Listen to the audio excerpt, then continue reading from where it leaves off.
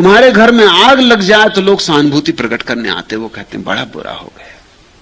और तुम्हारा घर बड़ा हो जाए और एक नई मंजिल बन जाए, कोई नहीं आता कहने कि बड़ा अच्छा हो गया। जरा सोचना, जब अच्छा होता है कोई कहने नहीं आता कि अच्छा हो गया, और जब बुरा होता है तब लोग कहने आते हैं कि भाई बहुत बुरा हो गया। मगर जब वो कहते हैं बहुत बुरा हो गया, तब उनकी आंखों में झांकना, तुम पाओगे वो रस ले रहे हैं, सहानुभूति में मजा आ रहा। तुम आज नीची हालत में हो, आज तुम पर दया करने का मौका मिला, ये मौका कभी मिला नहीं था। तुम कभी बुरी हालत में थे नहीं, आज तुम चारों खाने चित्त पड़े हो। आज कोई भी दया कर सकता, राह चलता राहगीर कह सकता भाई बहुत बुरा हुआ, लेकिन उसके भीतर देखो कुछ मजा ले रहा है। मनुष्य का मन बड़ा जटिल है। ये 5 भिक्षु बुद्ध की सेवा में रत रहे, लेकिन जब बुद्ध ने सब उपवास छोड़ दिया, तप छोड़ दिया, इन्होंने बुद्ध को छोड़ दिया। इन्होंने कहा ये भ्रष्ट हो गया, गौतम भ्रष्ट हो गया, अब ये काम का नहीं रहा, ये पतित हो गया।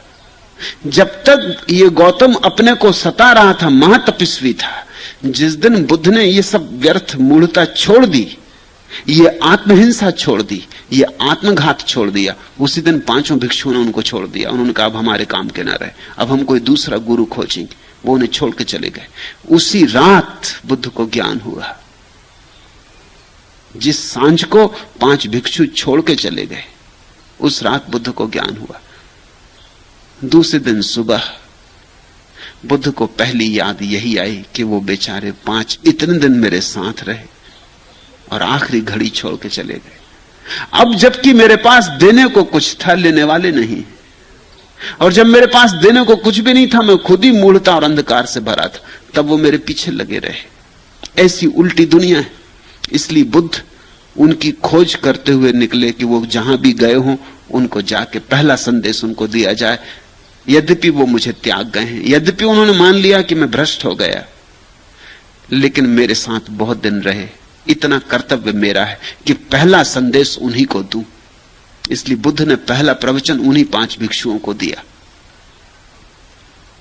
उनका पीछा करते बुद्ध सारनाथ तक आए। जहां जहां पता चला कि वो दूसरे गांव चले गए, बुद्ध वहां गए। सारनाथ जाके उन्होंने देखा एक वृक्ष के नीचे 5 भिक्षुओं को बैठे हुए। उन 5 भिक्षुओं ने देखा बुद्ध को आते हुए, वो बोले कि भ्रष्ट गौतम आ रहा, हम इसको नमस्कार ना करें, ये नमस्कार के योग्य भी नहीं, ये बिल्कुल पतित हो गया। तो वो पीठ करके बैठ गए।